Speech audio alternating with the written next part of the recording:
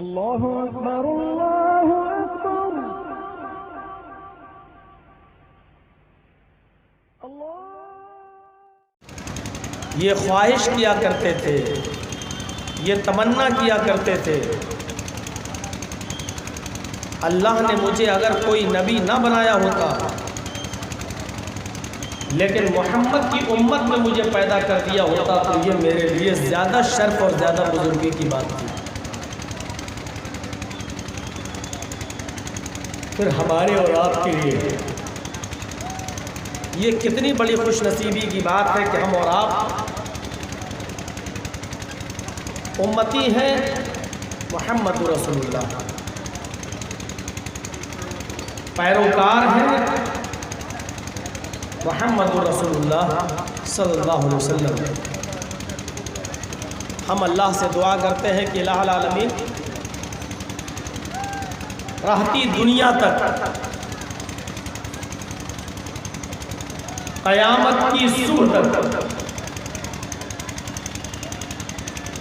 बेशुमार दरूद व सलाम के फूलों की बारिश फरमा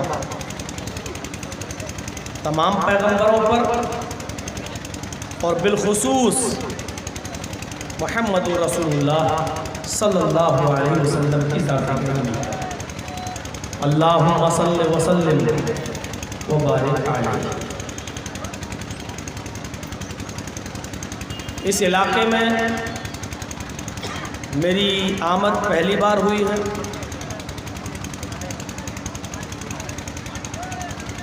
आप लोगों की चाहत और आप लोगों की तमन्ना पूरी हुई और हमारे लिए भी खुशी की बात है कि एक नई जगह में आपसे रूबरू हो रहा हूँ। इस इलाके का प्रोग्राम लेने के लिए मौलाना तौहीद सलफ़ी साहब ने बड़ी मेहनत की और उन्हीं के तवस्सुत से ये प्रोग्राम आप तक पहुंचा और आपको मिला। मैं आज के इस प्रोग्राम के अंदर जिस मौजू को उठाना चाहता हूँ, जिस टॉपिक पर गुफ्तगू करना चाहता हूँ, वो सीरत तैयबा का बड़ा हसास शोबा है। हम नबी अकरम सल्लल्लाहु अलैहि वसल्लम की पूरी ज़िंदगी के हालात को बयान नहीं कर सकते, लेकिन नबी अकरम सल्लल्लाहु अलैहि वसल्लम की ज़िंदगी का एक हिस्सा और आपकी ज़िंदगी के मुख्तलिफ शोबों में से एक शोबा आपके सामने मैं रख रहा हूँ। वो है नबी अकरम सल्लल्लाहु अलैहि वसल्लम की रहमत। इसमें कोई शक नहीं। नबी अकरम सल्लल्लाहु अलैहि वसल्लम की रहमत आम्मा को बयान करते हुए अल्लाह तबारक व तआला ने दूसरी जगह फरमाया कि वमा अरसलनाका इल्ला रहमतल लिल आलमीन। ऐ मोहम्मद सल्लल्लाहु अलैहि वसल्लम, हमने आपको संपूर्ण जगत के लिए, सारी मानव जाति के लिए, सारी इंसानियत के लिए, बल्कि पूरे विश्व के लिए, पूरी दुनिया के लिए हमने आपको रहमत बना कर दिया।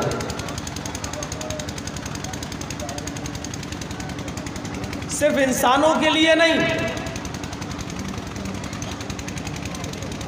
सारे आलम के लिए रहमत।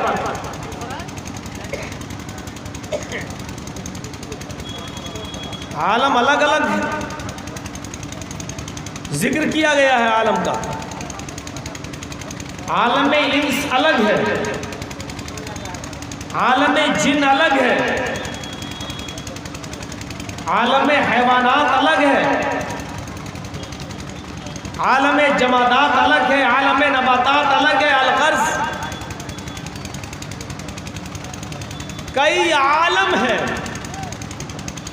और अल्लाह ताला ने नबी अकरम को ये नहीं फरमाया कि आप सिर्फ इंसानों के लिए रहमत बनकर गए, बल्कि फरमाया कि हमने आपको सारी कायनात के लिए, सारे आलम के लिए हमने आपको रहमत बनाकर भेजा। लेकिन मैंने खुतबे मसनूना के बाद जो आयत पढ़ी है उसमें नबी अकरम सल्लल्लाहु अलैहि वसल्लम की रहमत का तज़किरा सिर्फ मोमिनों के साथ बयान किया जा रहा है, लेकिन कुछ खास। लक़द जाअकुम रसूलुम मिन अनफुसिकुम अज़ीज़ुन अलैहि मा अनित्तुम हरीसुन अलैकुम बिल मुमिनीना रऊफुर रहीम। इस आयत पर गौर कीजिए। लोगों तुम्हारे दरमियान एक ऐसे नबी तशरीफ लाए हैं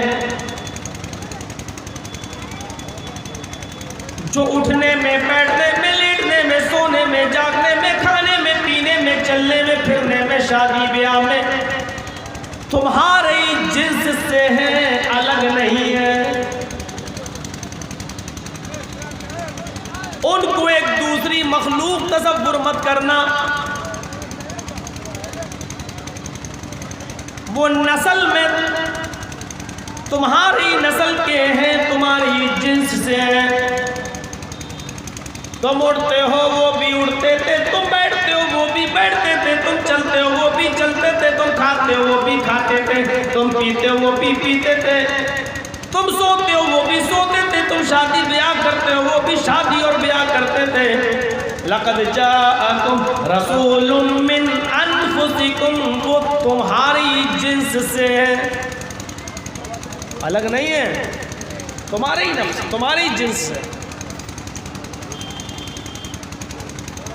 उनकी विशेषता क्या है, उनकी खुसूसियत क्या है? अज़ीज़ुन अलैहि मा अनित्तुम हरीसुन अलैकुम बिल मुमिनीना रऊफुर रहीम। तुम्हारे ऊपर अगर कोई मुसीबत आती है, तुम्हें कोई तकलीफ पहुंचती है, तो तुम्हारी तकलीफ उन पर शाख गुजरती है, तुम्हारा दर्द उन पर शाख गुजरता है। तुम्हारी तकलीफ को वो देख नहीं पाते, तुम्हारी तकलीफ को वो अपनी तकलीफ समझते हैं, तुम्हारे दर्द को वो अपना दर्द समझते हैं, तुम्हारी परेशानी को वो अपनी परेशानी समझते हैं। अज़ीज़ुन अलैहि मा अनित्तुम, वो तुम्हारी परेशानी नहीं चाहते, तुम्हारी परेशानी उन पर शाख गुजरती है, तुम्हारी परेशानी उनको परेशान कर देती है, तुम्हारी मुसीबत, तुम्हारा दुख उनको परेशान कर देता है। मैं इसका तर्जमा यूँ भी कर सकता हूँ और मैं इस बात को यूँ भी कह सकता हूँ, कांटा अगर तुम्हारे पैर में चुभता है तो उसका दर्द मोहम्मद रसूलुल्लाह अपने दिल में महसूस करते हैं। हरीसुन अलैकुम बिल मुमिनीन, और वो मोमिनों के फायदे के बड़े मुतमन्नी हैं। वो नहीं चाहते तुम्हें कोई नुकसान पहुंचे, वो चाहते हैं कि तुम्हें फायदा पहुंचे। हर चीज में फायदा, तुम्हारे बिजनेस में फायदा, तुम्हारी औलाद में फायदा, तुम्हारे घर में फायदा, तुम्हारे कारोबार में फायदा, तुम्हारी जिंदगी में फायदा। मरने के बाद भी तुम जहन्नम में न जाओ, जन्नत तुम्हें मिले। मरने के बाद भी तुम्हारी जिंदगी कामयाब रहे, उसमें भी तुम्हारा फायदा। हरीसुन अलैकुम बिल मुमिनीना रऊफुर रहीम, वो तुम्हारे फायदे के बड़े हरीस, बड़े मुतमन्नी रहते हैं, और मोमिनों के लिए उनकी रहमत कुछ खास है। चंद चीजें बताई गई हैं। पहली चीज, उनको इंसान से अलग मत समझना। उठने, बैठने, लेटने, सोने, जागने, खाने, पीने, शादी ब्याह, चलने फिरने में वो तुम्हारी तरह है, वो अलग नहीं है। दूसरी चीज ये कि वो तुम्हारी तकलीफ बर्दाश्त नहीं करते। हम सोसाइटी पे नजर डालें, आज एक मुसलमान दूसरे मुसलमान को तकलीफ पहुंचा रहा है। आज हम अपनी परेशानी से इतना परेशान नहीं हैं जितना दूसरे को खुश देखकर हम परेशान हैं। भैया ये माइक हटा लो, ये बहुत नौटंकी कर रहा हमारे साथ। एक ही काफ़ी है, अगर एक चल रहा है तो एक ही चलाइए।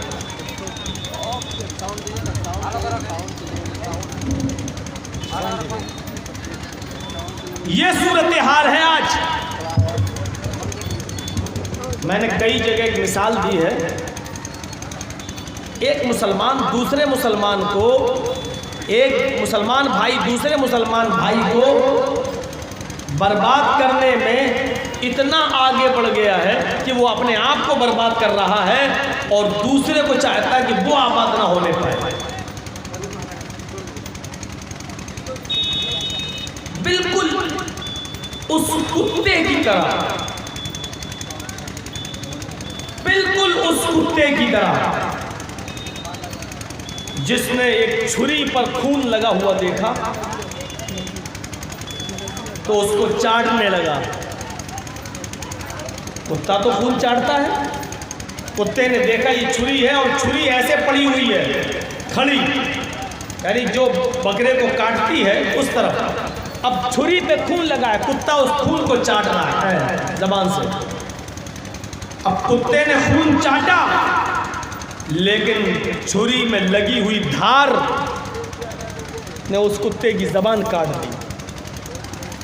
अब कुत्ते की जबान से खून निकलकर छुरी पे लगने लगा। कुत्ता समझा अभी और खून बाकी है। कुत्ता खून चाटता जा रहा है लेकिन खून खत्म नहीं हो रहा है, क्योंकि छुरी पर कुत्ते का खून छुरी पे लगता जा रहा है। कुत्ता इसी वहमो गुमान में है कि हम छुरी पर लगा हुआ खून चाट रहे हैं, हालांकि वो अपना खून चाट रहा है। इतना चाटा कि उसकी जबान कट के जमीन पे गिर गई और वो भी मर गया और हलाक हो गया। यही सूरत हाल आज हमारी है। हम अपने आप को दूसरे को बर्बाद करने में रुपया, पैसा, दौलत, जमीन, जायदाद, मकान, कोर्ट और कचहरियों में लड़ते लड़ते मुकदमे में इतना हम उसके पीछे पड़ जाते हैं कि उसको तो बर्बाद करते ही करते हैं, लेकिन उसको बर्बाद करने में हम भी सड़क पर आ जाते हैं। हम भी अपने आप को बर्बाद कर लेते हैं। हम में और उस कुत्ते में कोई फर्क नहीं।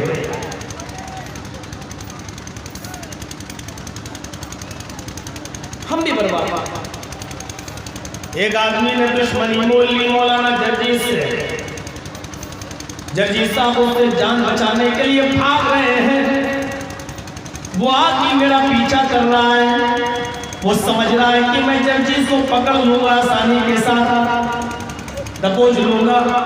मैं भाग रहा हूं लेकिन मेरे पीछे पीछे वो भी भाग रहा है। वो मेरा पीछा करने वाले ये मत समझ के सिर्फ मौलवी जर्जीस थक रहा है।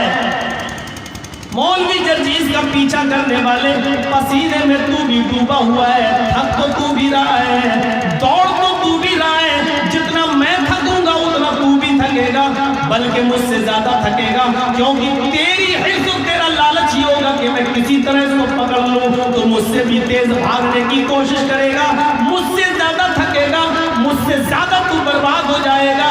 अगर कोई मुसलमान ये सोच ले तो एक दूसरा किसी को बर्बाद करने की प्लानिंग न बनाए। लेकिन बुरा हो आज के इस जमाने में उन कठ मुल्लाओं का भी, हम जैसे उन मुल्ला मौलवियों का भी, जो एक दूसरे को बर्बाद करने के लिए ताबीज और गंडे भी दे रहे हैं।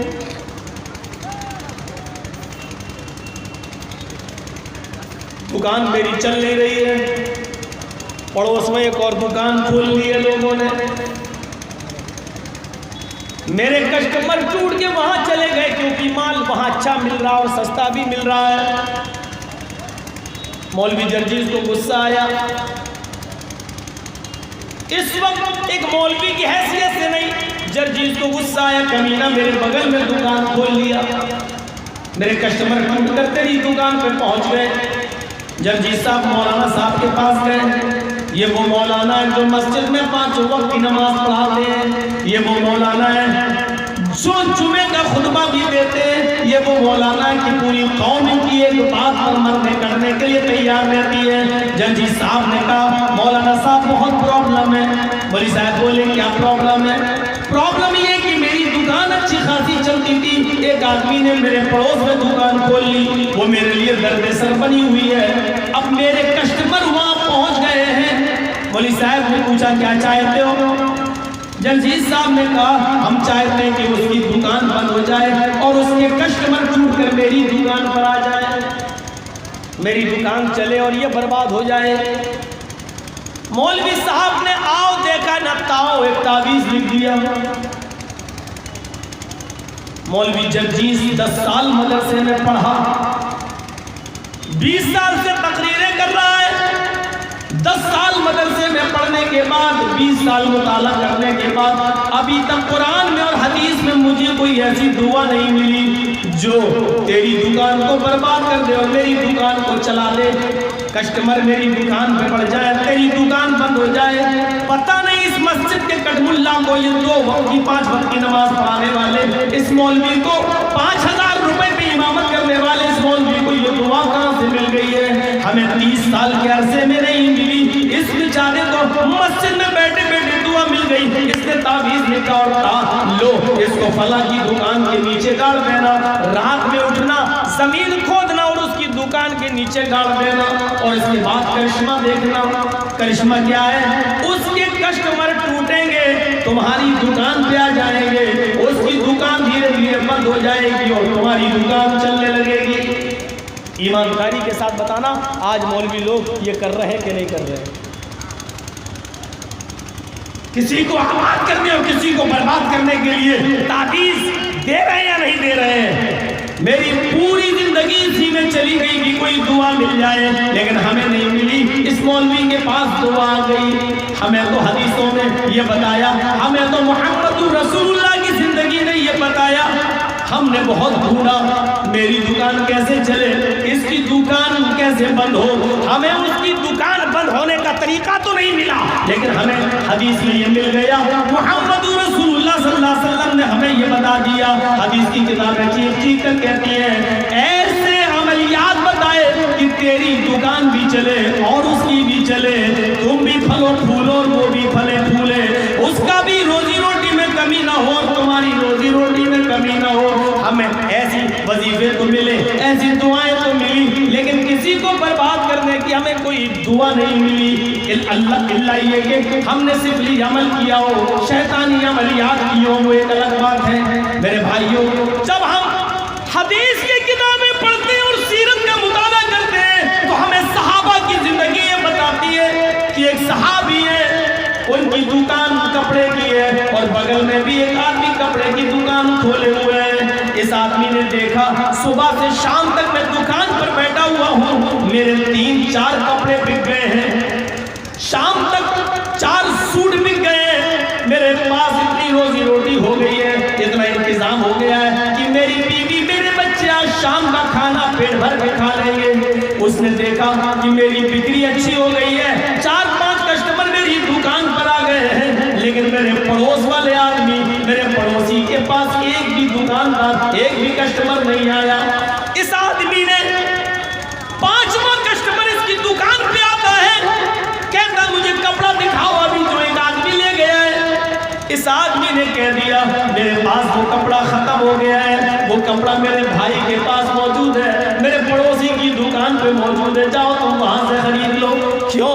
मेरे 4 कपड़े बिक चुके हैं, मेरे बीवी और बच्चों के खाने का इंतजाम तो हो चुका है, लेकिन इसका एक भी सूट नहीं बिका है, इसको भी बिक जाना चाहिए, इसकी भी इनकम हो जानी चाहिए, इसके घर में भी, इसके घर के अंदर भी चूल्हा जलना चाहिए। हम अपने दुकान पर आने वाले कस्टमर को उसकी दुकान पर भेज देते हैं और वो भी अपने 2-3 सूट बेच लेता है। उस जमाने में ये हमदर्दियां हुआ करती थी सहाबा के अंदर कि मेरी 2-4 सूट और कपड़े बिक गए, इसका एक भी नहीं बिका, चलो हम अपने कस्टमर इसकी दुकान पर भेज रहे। मेरे भाइयों, उस जमाने में एक सहाबी अपने कस्टमर दूसरों की दुकान पर भेजकर अपने भाई होने का सबूत देता था, लेकिन आज तो हम भाई भाई क्या होंगे?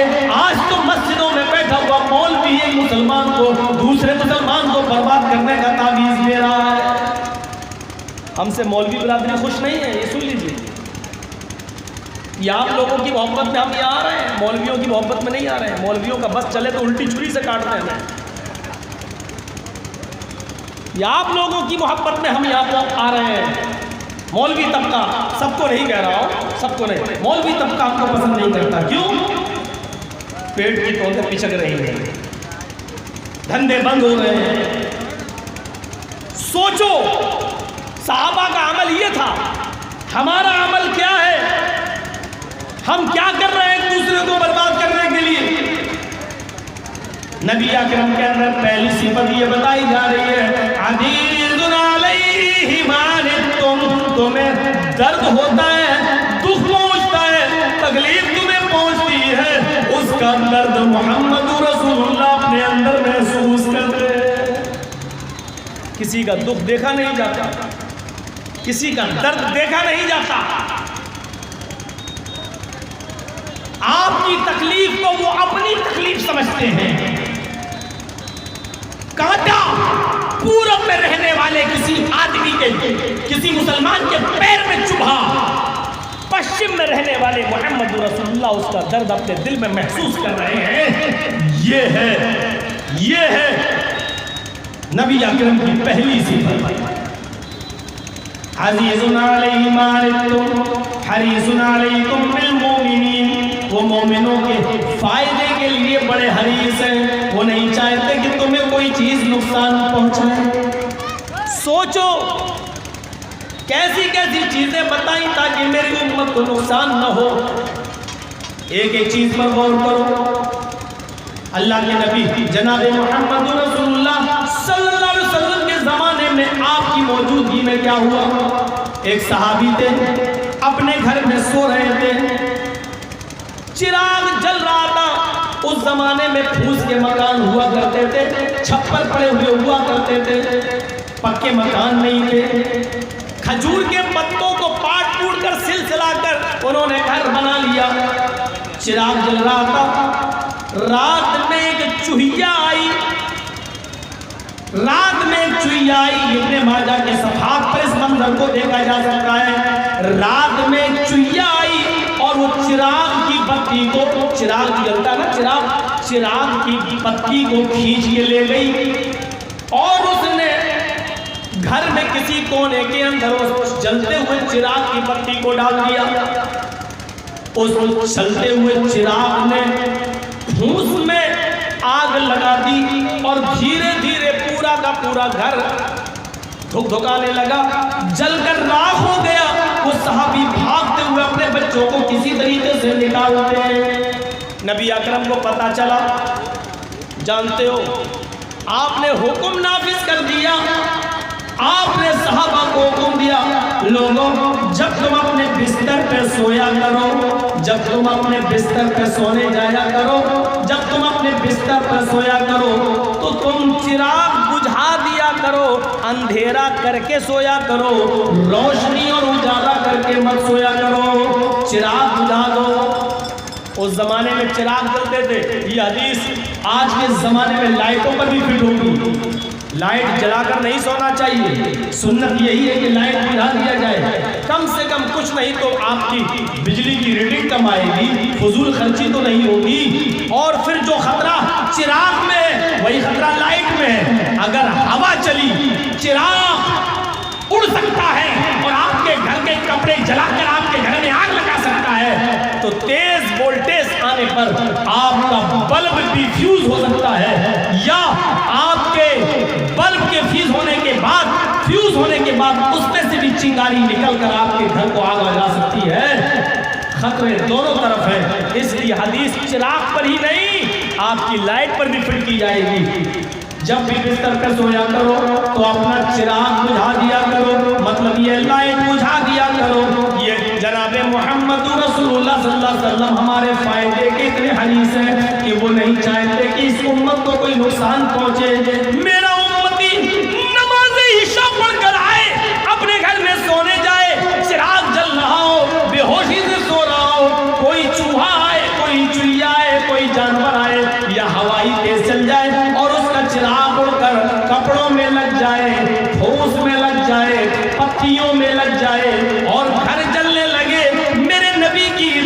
ये भी गवारा नहीं है। आपने अपने उम्मत के फायदे के लिए कानून बना दिया और ये हुक्म नाफिज फरमा दिया, लोगों जब भी बिस्तर में सोने के लिए जाओ तो चिराग बुझा दिया करो। रहमत थी यार, हम उस रहमत का फायदा ही नहीं उठा रहे तो हम क्या करें। श्रीमद् भागवत महान पुराण हिंदू धर्म की बहुत मशहूर किताब है। अभी वो एनआरसी पे बोला जा रहा था, ये दो लोग जो देश में बैठे हुए हैं, ये बेचारे मुसलमानों को भारत से निकालने का ख्वाब देख रहे हैं। बहरहाल कानूनी तौर पर आप मजबूत रहिए, अच्छी बात है, लेकिन मैं आपको बता दूं इंशाअल्लाह वो दिन आएगा नहीं, क्योंकि कश्मीर से 370 हटाने के बाद इन लोगों की अब उल्टी गिनती शुरू हो चुकी है। रामचंद्र जी ने भी ये बात कही थी कि हुकूमत किसी भी धर्म के बलबूते पर तो चला सकते हो, किसी भी धर्म के बलबूते पर चला सकते हो, लेकिन हुकूमत और सल्तनत जुल्म के बलबूते पर नहीं चला सकते हो। रावण की अति ज्यादा दिन नहीं रही। जितने लोगों ने हिटलरगिरी दिखाई उनके अंजाम वो हुए जो आज तारीख में, इतिहास और हिस्ट्री में लिखे हुए हैं, जो पूरी दुनिया के लिए निशाने इबरत बने हुए हैं। निशाने इबरत, हिटलर पूरी दुनिया के लिए निशाने इबरत बना हुआ है, सद्दाम पूरी दुनिया के लिए निशाने इबरत बना हुआ है, फिरौन पूरी दुनिया के लिए निशाने इबरत बना हुआ है, नमरूद पूरी दुनिया के लिए निशाने इबरत बना हुआ है। जितने लोगों ने जुल्म और ज्यादतियां की उनको निशाने इबरत बना दिया गया। बाद में आने वाली नस्लें उनके नाम को बुराइयों से और गालियों से याद करती हैं। यही इतिहास दोहराया है। आज हमारे इस मुल्क के दो ऐसे लोगों ने, दो ऐसे आदमियों ने जिनकी खोपड़ी में भैंस का गोबर भरा हुआ है, वही इतिहास दोहराया है जो तबाही और बर्बादी की तरफ ले जाता है। मेरा क्या होगा छोड़ दीजिए, आजकल बड़े बड़े नहीं बच रहे हैं, कसम खुदा की बड़े बड़े नहीं बच रहे हैं। 40-50 फिल्म इंडस्ट्री के लोगों ने थोड़ा सा कह दिया कि मॉब लिंचिंग बहुत बुरी चीज़ है, बंद, राष्ट्रद्रोही का मुकदमा लग गया, राष्ट्रद्रोह का, सब अंदर गए। पूर्व वित्त मंत्री पी चिदम्बरम जैसे लोग अंदर चले गए। हमारे यूपी में आ जाओ, आजम खां के ऊपर 80 मुकदमे दर्ज हो गए, बकरी चोरी का मुकदमा, बकरी चोरी, FIR करने वाले को भी अकल में नहीं बैठ रही, इतना बड़ा बकरी चोरी। तसव्वुर करो आप, आजम खां के ऊपर एक आदमी आया, बकरी चोरी, मुकदमा लिख गया, और एक MLA जो रह चुका है बीजेपी का, लड़की ने 64 GB की उसकी फिल्म बनाई, नंगी, हमारे साथ रेप हुआ है, मेरे पास वीडियो जिसका सबूत मौजूद है, तो उसकी FIR तक नहीं लिखी जा रही है, उसको गिरफ्तार तक नहीं किया जा रहा। सुप्रीम कोर्ट ने जब हस्तक्षेप किया, SIT बनाई, तब जाकर उसको पकड़ा गया। और वीडियो सबूत होने के बावजूद भी जानते हो दफा क्या लगाई? 376 नहीं, 376C। मतलब जानते हो, लड़की बालिग है, 1 साल तक अगर उसने गलत काम किया है तो लड़की अपनी मर्जी से गलत काम करवाती रही है। 1 साल पहले गलत काम, FIR क्यों नहीं कराई? इसका मतलब आपसी सहमति के साथ ये मसला, ये जो कुछ भी हुआ आपसी रजामंदी के साथ हुआ, जोर जबरदस्ती से नहीं। थोड़ा मुकदमा चलेगा और आपसी रजामंदी को साबित करके बाइज्जत बरी कर दिया जाएगा, बाइज्जत बरी। ताज्जुब ये है, बकरी चोरी का सबूत नहीं, FIR दर्ज, 64 GB की वीडियो मौजूद है, लेकिन FIR नहीं हो रही है। ये हमारा देश किस तरफ जा रहा है? लोग इसको कहां लेके जा रहे हैं? ये गोदी मीडिया इसको बता नहीं रही है। क्यों बताएगी? इनको भी जेल में थोड़ी जाना है बेचारों को। ये नहीं बताएंगे। मीडिया का हाल तो तुमने मेरी पुरानी तकरीरों में सुना होगा। इतना बुरा हो चुका है, इतना बुरा हो चुका है कि एक आदमी पानी में डूब रहा है, जमुना में डूब रहा है, नदी में डूब रहा है, सैलाब में डूब रहा है, बचाओ बचाओ बचाओ। और वहां ये बेचारे जी न्यूज वाले पहुंच जाएं, वहां एबीपी न्यूज वाले पहुंच जाए, देख रहे हैं कि ये डूब रहा है, तो डूबते हुए आदमी को अपना कैमरा छोड़ के बचाएंगे नहीं कि बचा लें, बल्कि उसके मुंह में कैमरा घुसड़ के पूछेंगे तुम्हें कैसा लग रहा है, इस वक्त कैसा लग रहा है, डूबते हुए कैसा महसूस कर रहे हो, जरा अपना बताइए, अपना तजुर्बा बताइए, मरने जा रहे हो, मरने से पहले कैसा लग रहा है, ये पूछेंगे। ये है आज की मीडिया। मैं चीख चीख के रह गया, गला फाड़ फाड़ के रह गया, एबीपी न्यूज के पास गया, जी न्यूज के पास गया। मैंने कहा ये चंद कठमुल्लाओं को बिठा लेते हो, दाढ़ी टोपी वालों को, और ये बीजेपी की जबान बोलते हैं, एक दिन हमें भी तो बिठा के देख लो डिबेट में, हमें बिठा के देखो। सब तुम्हें नहीं बिठाएंगे। अरे हमें क्यों नहीं बिठा रहे हो? सवाल तुम ही तैयार करते हो, उस मौलवी को तुम ही बता देते हो, तुम्हें जवाब भी ये देना है। सारे लोग तो तुम्हारे ही होते हैं, पैसे भी तुम उनको देते हो, 5,000 10,000 रुपया एक डिबेट का। जाओ, मैं 1 रुपया नहीं लूंगा तुमसे डिबेट का, मुझे बिठा के देख लो। हमें नहीं बिठाएंगे। क्यों?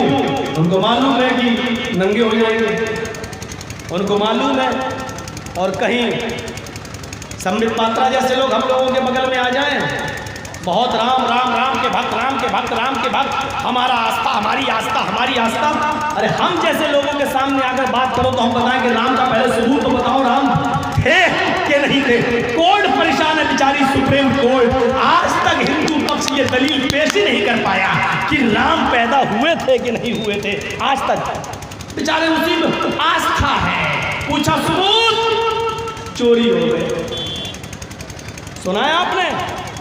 जब सुप्रीम कोर्ट के चीफ जज ने कहा सबूत पे चलता है, आस्था पे नहीं, ये मुकदमा सबूत के आधार पर आप ये साबित करिए कि यहाँ पहले मंदिर था, आप इसका सबूत पेश कीजिए। कहने लगे सबूत चोरी हो गए, चोर चुरा ले गए। ये हालात हैं। बहरहाल हम सुप्रीम कोर्ट के फैसले के इंतजार में, जो भी फैसला होगा हमें कोर्ट और सुप्रीम कोर्ट के न्याय पर हमें भरोसा करना पड़ेगा। हम नहीं कहते क्या वो सुप्रीम कोर्ट जाने की क्या होगा क्या नहीं होगा, क्या फैसला होना है, लेकिन हमें तो इतना तो हमें मालूम है, धुआं उठ रहा है तो ये तो मालूम है कि आग लगी है। हमें मालूम है फैसला क्या होगा, हम जानते हैं फैसला क्या होगा, हमें पता है फैसला क्या होगा, लेकिन हम कह नहीं रहे हैं, इसलिए कि अगर कह देंगे तो वो भी एक केस होगा, वो भी एक मुकदमा बन जाएगा। मेरे भाइयों, बस इतना ही कह सकते हैं कि सुप्रीम कोर्ट और न्यायालय के फैसले पर हम क्या कहें, हम कर क्या सकते हैं? एक हम हैं, आज तक लड़े चले जा रहे हैं, तेरे पीछे मेरी नमाज नहीं, मेरे पीछे तेरी नमाज नहीं, तू हमारी मस्जिद में क्यों आया, हम तेरी मस्जिद में क्यों आया? नहीं, फला ने फला का जनाजा पढ़ लिया, उसके निकाह टूट गए। आप हमारे उत्तर प्रदेश में आकर देखिए हालात, मुरादाबाद में जाकर देखिए हालात, बताइए। हम नाम नहीं लेंगे, एक मसलक के आदमी ने किसी दूसरे मसलक के आदमी की मैयत का जनाजा पढ़ा दिया। इस जनाजे को लेकर उस गांव के सारे लोगों के निकाह को तोड़ देने का मुकदमा जारी हो गया, और दूसरे दिन से पूरे गांव के सब लोगों के नए सिरे से दोबारा निकाह पढ़ाए गए हैं। मुरादाबाद में हम गवाह हैं। मेरे भाइयों, जब हालात इस स्टेज पर पहुंच जाए तो आप किससे उम्मीद रखोगे? कहां जा रहे हैं हम और आप? फिर भुगतो एनआरसी, फिर भुगतो ये तमाम खुराफातें और ये तमाम चीजें। आप देख रहे हैं इतना जालिमाना ऐलान कहीं हुआ है आज तक? इतना जालिमाना ऐलान कहीं हुआ है आज तक? हिंदू, आदिवासी, दलित, इन तमाम लोगों को डरने की जरूरत नहीं है। अगर एनआरसी में इनका नाम नहीं है, ये शरणार्थी है, इनको यहां रहने का अधिकार दिया जाएगा। सिर्फ नाम नहीं लिया, इशारा हमारी तरफ करके कह दिया गया कि घुसपैठियों को यहां से भगाया जाएगा और निकाला जाएगा। इतना जालिमाना ऐलान, काबे के रब की कसम, कायनात इस भारत के अंदर जितने जब से आजादी मिली है आज तक न किसी वजीर आजम ने, न प्रधानमंत्री ने, न गृह मंत्री ने, न होम मिनिस्टर ने, किसी ने आज तक इतना गैर जिम्मेदाराना बयान नहीं दिया होगा, इतना जालिमाना बयान नहीं। मेरे भाइयों, इसीलिए मैं तुम्हें तुम्हारे रामचंद्र जी की वसीयत याद दिला रहा हूँ। हुकूमतें और सल्तनतें धर्म के आधार पर तो चल सकती है, लेकिन जुल्म के आधार पर नहीं चल सकती है। इबरत हासिल करो, इबरत हासिल करो। हिटलर, सद्दाम और नमरूद और फिरौन के नाम आज कैसे लिखे जा रहे हैं। कहीं ऊपर वाला तुम्हें निशानी इबरत न बना दे। उसकी लाठी में आवाज नहीं है, देर जरूर है लेकिन अंधेर नहीं। लक़द जाअकुम रसूलुम मिन अनफुसिकुम अज़ीज़ुन अलैहि मा अनित्तुम हरीसुन अलैकुम बिल मुमिनीन। वो तुम्हारे फायदे का बड़ा हरीस है, वो तुम्हारे फायदे का बड़ा मुतमन्नी है। फरमाया जब तुम बिस्तर पर सोने के लिए जाओ, सुनो, जब तुम बिस्तर पर सोने के लिए जाओ, जब बिस्तर पर तुम आराम करने के लिए जाओ, तो तुम इशा की नमाज पढ़ने के बाद जब बिस्तर पर लेटो तो उस बिस्तर को 3 मरतबा अपने कपड़े से झाड़ लो। जो भी कपड़ा हो तुम्हारे पास, उस कपड़े से अपने बिस्तर को झाड़ लो 3 बार। देख रहे हैं आप? उसके बाद आप उस बिस्तर के ऊपर बैठ जाओ। बुखारी शरीफ के सफ़हात पर यह हदीस देखी जा सकती है। बिस्तर पर बैठ जाओ और फिर ये दुआ पढ़ो, सूरह फातिहा अल्हम्दुलिल्लाहि रब्बिल आलमीन से लेकर वरद्दालीन तक। उसके बाद ये दुआ पढ़ो, अलिफ लाम मीम ज़ालिकल किताबु ला रैब फीहि हुदल लिल मुत्तकीन। ये यहाँ से दुआ पढ़ना शुरू करो। उलाइका अला हुदम मिन रब्बिहिम व उलाइका हुमुल मुफ्लिहून, यहाँ तक। उसके बाद आप पढ़ो आयतुल कुर्सी, अल्लाहु ला इलाहा इल्ला हुवल हय्युल क़य्यूम ला तख़ुज़ुहु सिनतुन व ला नौम। पूरी आयतुल कुर्सी पढ़ने के बाद अब आप एक बार पढ़ो कुल या अय्युहल काफ़िरून, फिर एक बार पढ़ो कुल हुवल्लाहु अहद, फिर एक बार पढ़ो कुल अऊज़ु बिरब्बिल फलक, फिर एक बार पढ़ो कुल अऊज़ु बिरब्बिन नास। और उसके बाद फिर ये दुआ पढ़ो अल्लाहुम्मा बिइस्मिका अमूतु व अहया। ये दुआएं पढ़ने के बाद इनको तुम अपने दोनों हाथों पर दम कर लो, ऐसे दोनों हाथों पर। फिर सर से लेकर पैर तक इनको फेर लो, इन दोनों हाथों को ऐसे, सर से लेकर पैर तक ऐसे पूरा फेर लिया। फिर दायां हाथ बाएं हाथ पर और बायां हाथ दाएं हाथ पर फेर लीजिए और उसके बाद दाहिनी करवट से सो जाइए। ये दुआएं सिखलाई गई हैं। ये नहीं कहा गया सोते हुए ख्वाब नजर आए तो मौलवी से 21 या 51 रुपए का ताबीज लेकर आना और अपने गले में डाल लेना, तुझे बुरे बुरे ख्वाब नहीं दिखेंगे। दुआएं बताई गई हैं, इनको सीखो और तुम ये पढ़कर सो जाओ। ये आज की नई जवान नस्ल ये क्या दुआएं पढ़ेगी? ये तो 1.5 GB जब तक जियो की धनाधन स्पीड खत्म न कर ले, रात के 12 बजे तक ये 1.5 GB जो मिल रही है इसका मिसयूज न कर ले, तब तक सोने का नाम नहीं लेती। मेरे भाइयों, ये बेचारी क्या ये दुआएं पढ़ेगी? आप हंस रहे हैं, जितना आप इसका मिसयूज कर रहे हैं, काबे के रब की कसम, इससे ज्यादा मिसयूज आपके घरों में आपकी बहनें कर रही हैं, आपके घर की लड़कियां कर रही हैं, आप लड़कों के बीच खुलेआम कर रहे हैं, लड़कियां कंबल में छुपे हुए कर रही हैं, आप बाहर गए वो अपने घर में बैठ के कर रही हैं, डिजाइन के नाम पे कर रही हैं। अम्मी से कहती है मैं BA में पढ़ रही हूँ, मुझे उसमें डिजाइन देखना होती है, वो मुझे अपनी ये चीजें देखना होती है। और फिर माँ कौन जाती है उसके कमरे में, अखलाक से गिरी हुई फिल्में वो भी देख रही है। जितना मिसयूज आप इस मोबाइल का कर रहे हैं, अल्लाह की कसम उससे कहीं ज्यादा गलत तरीका आजकल की हमारी बहनें, हमारी बेटियां उसका मिसयूज कर रही हैं। मेरे भाइयों, इन दुआओं को पढ़कर और हाथ पे दम करके जब आप अपने जिस्म पर फेर लो और सो जाओ, अल्लाह के नबी फरमाते दाहिनी करवट जानते हो क्या होगा?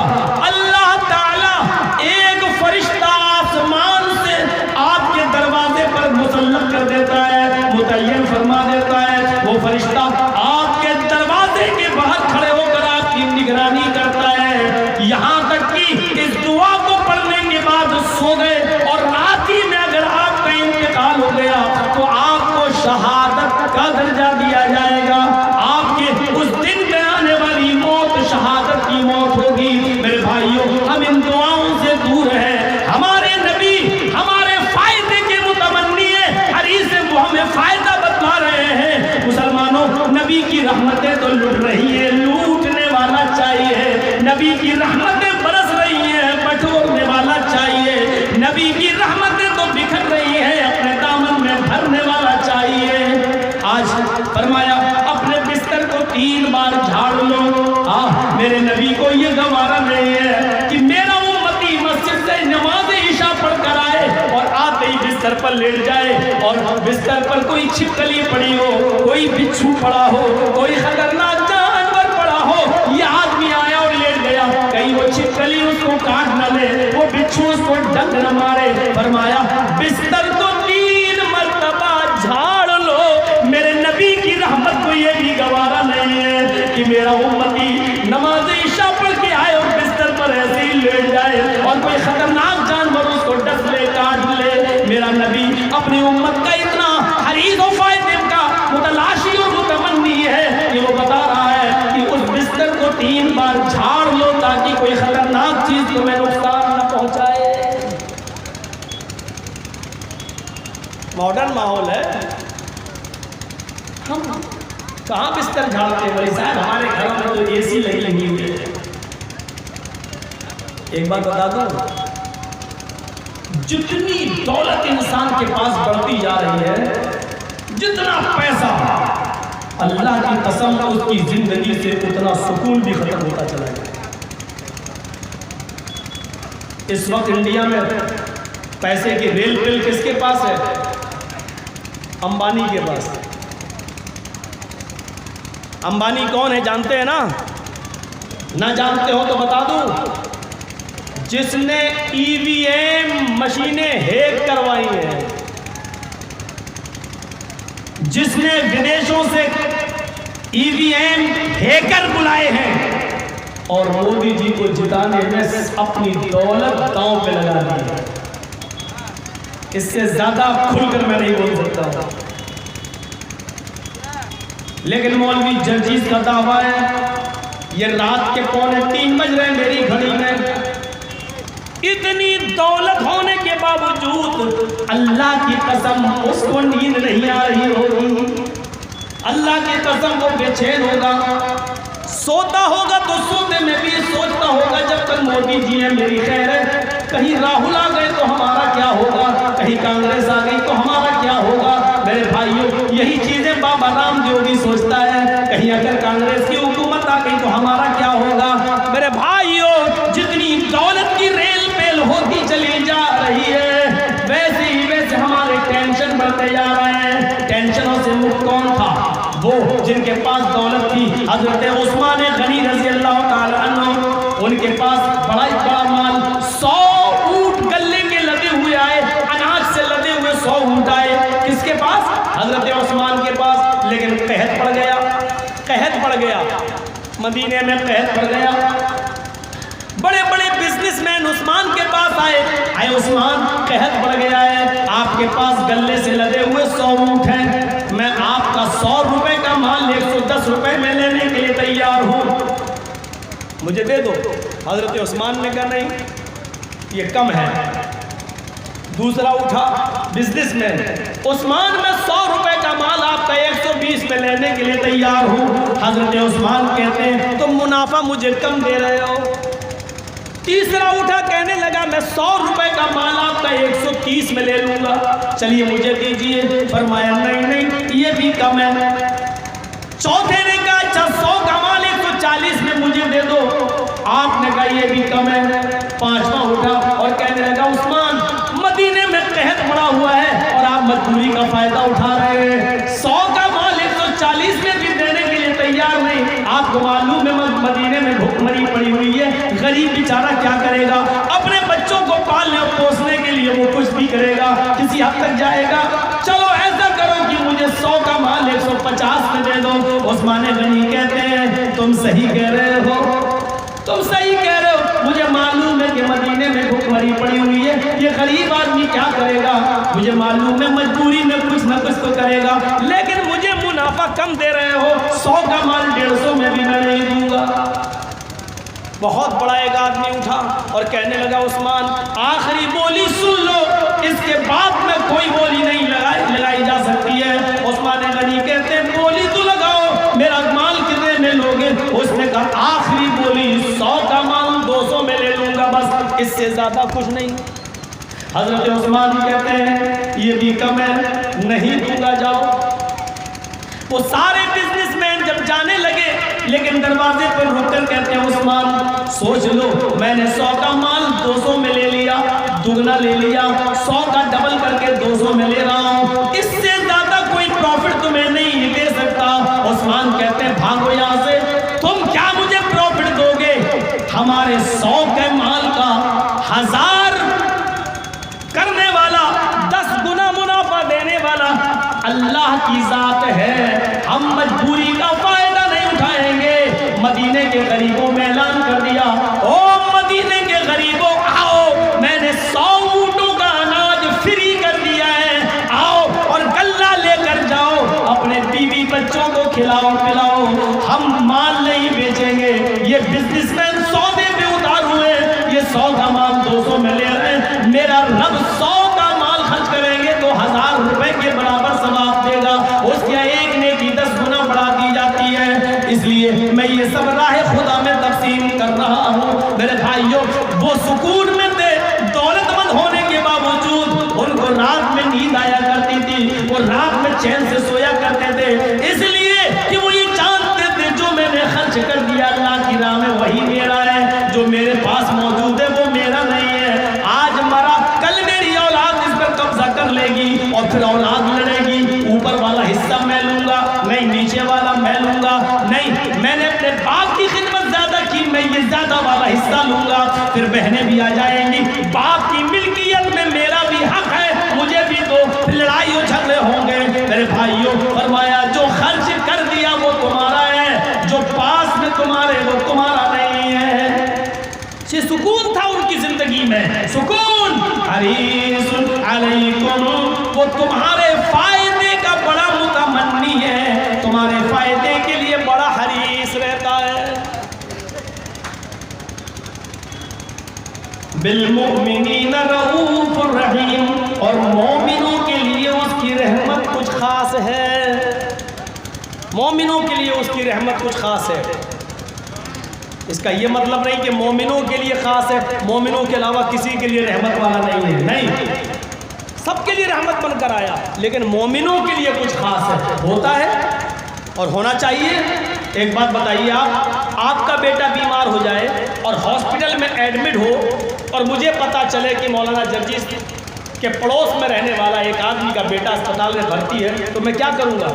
अस्पताल जाऊँगा, उसको देखूँगा, थोड़ा टाइम दे दूंगा, देखूंगा गरीब आदमी है, 100, 200, 500, 1000, 2000 रुपए देकर उसकी मदद कर दूंगा, यही तो करूंगा।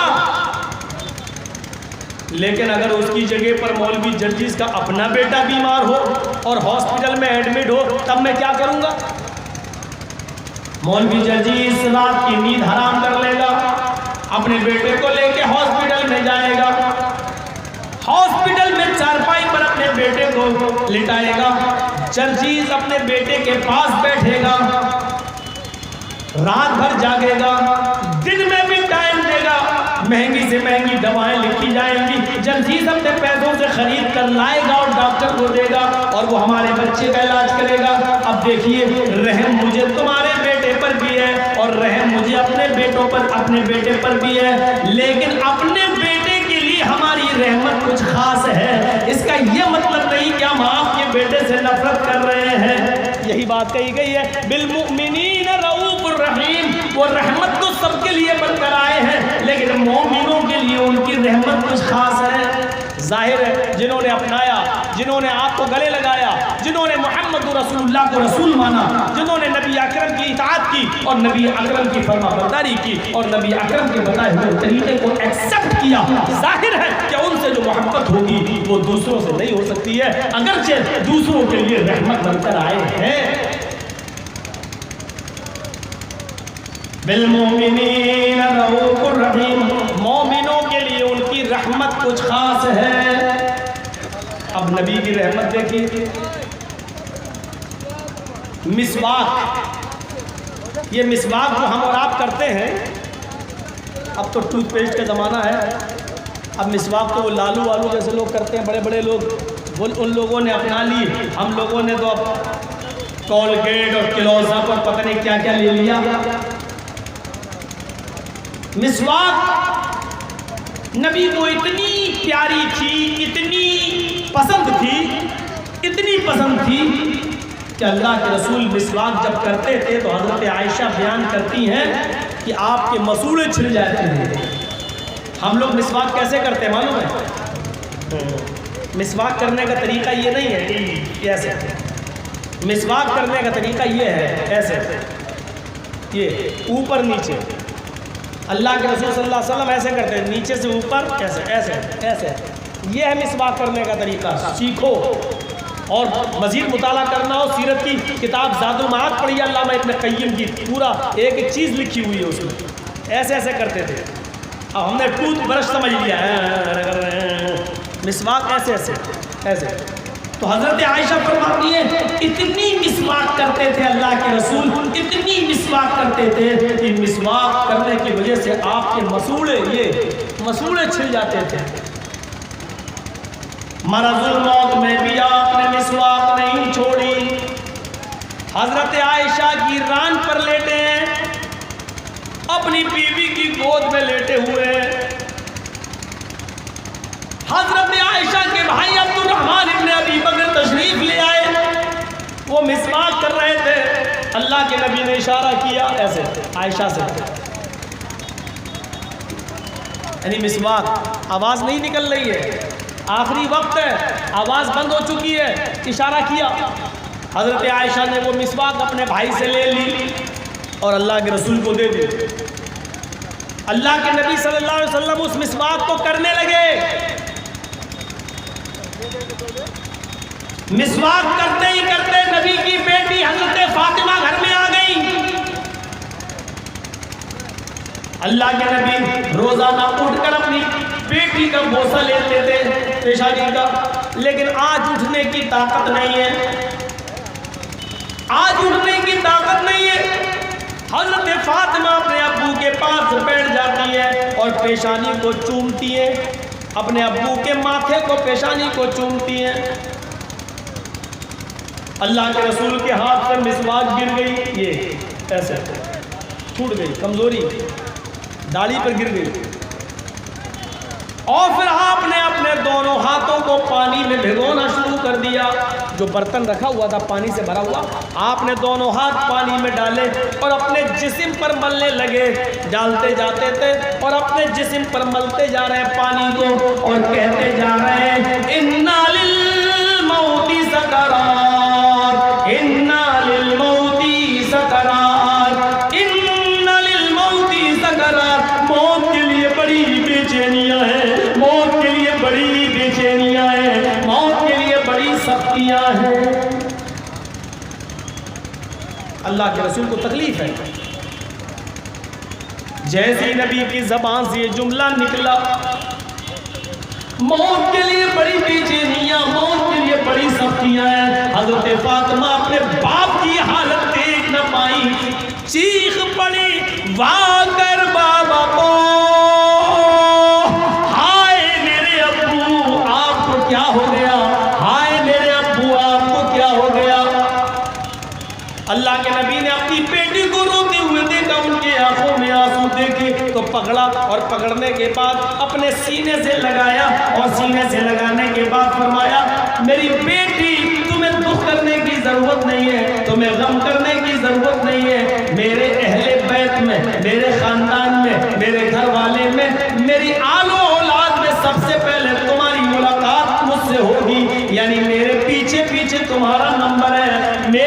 बाद तुम आओगी। हजरत फातिमा ने जब ये सुना तो मुस्कुरा दी। मौत की खबर सुनकर कोई मुस्कुराता है? आपको कह दिया जाए कल आप मर जाओगे और आपको यकीन हो जाए कल हम मर जाएंगे तो खुशी होगी आपको? अब आपको एक पॉइंट बताऊं, मोमिन की अलामत ही यही है, मौत को अपने करीब देख ले तो उसके चेहरे पर खुशी आ जाए। ये मोमिन की अलामत है। मौत की खबर सुनकर हमें दुख होता है इसलिए कि हम मोमिन नहीं हैं। हमें ईमान हमारे अंदर पूरा नहीं है। शायद आपको मालूम होगा कि अल्लाह के रसूल अपने आखिरी वक्त में अपनी सारी बीवियों के पास बैठे हुए थे। सारी बीवियों के पास, सब बीवी इकट्ठी बैठी थी, तो सारी बीवियों ने एक सवाल किया, अरे अल्लाह के रसूल एक बात बताओ, आप अगर अल्लाह को प्यारे हो गए और अल्लाह के पास चले गए, आप इस दुनिया से चल बसे, तो आपकी जो इतनी बीवियां आपके पास बैठी हुई हैं, आपकी इन बीवियों में से सबसे पहले आपसे कौन मिलेगा? यानी वो ये जानना चाहती है वो खुश नसीब औरत कौन होगी जो आपके बाद सबसे पहले आपके पास आए। यानी वो ये जानना चाहती कौन है वो खुश नसीब। और ये उम्मीद रखी हुई है हर औरत, हर बीवी, अल्लाह के रसूल मुझे बता दें, मुझे बता दें। देखिए मोमिन मौत की तमन्ना कर रहा है, मौत की दुआ नहीं कर सकते हो आप। अब मेरी तकलीफ सुनने के बाद ये मत कहना अल्लाह मुझे कल मौत दे दे, मौत की दुआ नहीं कर सकते हो। मौत की दुआ मांगना जायज़ नहीं है। आप ये कह सकते हो अल्लाह जब तक जिंदगी मेरे लिए फ़ायदेमंद हो मुझे जिंदा रख, और जब मेरे लिए मौत बेहतर हो और मेरे लिए मौत अच्छी हो तब तू मुझे मौत अता फरमा। ये नहीं कह सकते हो अल्लाह मुझे कल मौत दे दे, ये नहीं कह सकते हो अल्लाह मुझे मौत दे दे, मैं मोमिन हूँ मुझे मौत दे दे, ये नहीं कह सकते हो आप। लेकिन मौत अपने करीब देखे और खुश हो, ये मोमिन होने की अलामत है। बीवियां पूछ रही हैं सबसे पहले कौन मिलेगा, तो अल्लाह के रसूल ने सोचा अगर किसी का नाम लेके बता देंगे तो दूसरों को तकलीफ होगी। जाहिर बात है एक का नाम लेंगे तो बकिया सबको तकलीफ हो जाएगी। तो आपने इशारा कर दिया, बस आपने फरमाया हाँ इतनी बीवियों में से मुझसे सबसे पहले कौन मिलेगा? आपने बस क्या कहा, जिसके हाथ सबसे ज्यादा लंबे होंगे वो सबसे पहले हमसे मिलेंगे। अच्छा आपने कह दिया ये जुमला, लेकिन हजरत आयशा जल्दी से बाहर निकली और इशारा किया सारी बीवियों को, इस वाले रूम में आओ, इस वाले कमरे में आओ। सारी बीवियां नबी को छोड़ के दूसरे कमरे में चली गई। इधर अल्लाह के नबी भी समझ गए बात कुछ और है, अभी हाथ नाप के देखेंगी कि किसका हाथ लंबा है। और वही हुआ, हजरत आयशा ने सबके हाथ नापना शुरू कर दिए, किसका हाथ लंबा है। जानते हो सबसे ज्यादा लंबा हाथ आपकी बीवियों में से किसका निकला? हजरत सौदा का। आपकी बीवियों में से सबसे ज्यादा लंबा हाथ किसका निकला? हजरत सौदा का। सारी बीवियां कहने लगी सौदा तू बड़ी खुश नसीब है। अल्लाह के रसूल ने फरमाया जिसके हाथ सबसे ज़्यादा लंबे होंगे वो मुझसे सबसे पहले मिलेगी। आए सौदा तुम खुश नसीब हो, अल्लाह के रसूल के दुनिया से रुखसत हो जाने के बाद तुम सबसे पहले नबी के पास जाओगी, तुम अल्लाह को प्यारी हो जाओगी और नबी से सबसे पहले मिलोगी। और आपको एक बात बताऊं, हजरत सौदा भी समझने लगी, हजरत सौदा भी समझ गई कि मैं सबसे पहले मिलूंगी क्योंकि मेरे हाथ लंबे, लेकिन सब गलत थे, सब गलत। अल्लाह के रसूल इस दुनिया से चले गए, रुखसत हो गए। आपकी आल औलाद में सबसे पहले फातिमा का इंतकाल हुआ, वो एक अलग मसला है, लेकिन बीवियों में सबसे पहले कौन? सवाल यह था कि बीवियों में सबसे पहले कौन आपसे मिलेगा? आपने कहा जिसके हाथ लंबे होंगे। जानते हो जब इंतकाल हुआ सबसे पहले आपकी बीवियों में से, तो हजरत सौदा का इंतकाल नहीं हुआ, बल्कि नबी की बीवियों में से सबसे पहले जिस बीवी का इंतकाल हुआ उसका नाम था ज़ैनब बिन्त जहाश। अल्लाह के रसूल की बीवियों में सबसे पहले जिस बीवी का इंतकाल हुआ वो कौन थी? हजरत ज़ैनब। सारी बीवियां चौंक गई हैं। मैं तो सोच रही थी सौदा जाएंगी, सौदा के हाथ लंबे हैं। और दिन हजरत आयशा ने फरमाया और सारी औरतों ने गौर किया कि अल्लाह के नबी तो झूठे नहीं हो सकते, सारी कायनात झूठी हो सकती है लेकिन नबी का फरमान नहीं। तब पता चला कि अल्लाह के नबी के कहने का मकसद ये नहीं था कि लंबाई में जिसके हाथ लंबे होंगे वो मिलेगी, बल्कि दान में, खैरात में, सदक़े में, ज़कात में, गरीबों की मदद करने में जो लंबे हाथ वाली होगी, यानी जो सबसे ज़्यादा सदका और खैरात करने वाली होगी, तो आपकी तमाम बीवियों में सबसे ज़्यादा ज़ैनब थी। अपने पास कुछ नहीं रखती थी, शाम का खाना जो खाया खा लिया, जो बच्चा वो गरीबों में दे देती थी, जो उनको हिस्सा मिलता था वो उन्होंने अपने इस्तेमाल के लिए रख लेती थी, बाकी सब गरीबों में उन्होंने किसी दिन ऐसे नहीं गुजारा कि अपने पास कुछ रखा हो। आए मेरी सौतनों, आए मेरी सहेलियों, आए नबी की बीवियों, अब मेरी समझ में आया नबी अकरम के लंबे हाथ कहने का मकसद क्या था। आपके लंबे हाथ कहने का मकसद ये था कि जो दान खैरात करने वाली, सदका और ज़कात देने वाली, सदका और खैरात करने वाली, इसमें जिसके हाथ लंबे होंगे वो सबसे पहले मुझसे मिलेगी। मेरे भाइयों, बताना मैं ये चाहता हूँ कि वो मौत से नहीं डरा करती थी, बल्कि ये पूछा करती थी कि आपसे सबसे पहले कौन मिलेगा। और जब ये जान जाती थी कि मेरे हाथ सबसे ज़्यादा लंबे हैं तो मुस्कुराती थी। मोमिन वो होता है कि मौत को अपने करीब देख ले तो उसके चेहरे पे मुस्कुराहट आती है।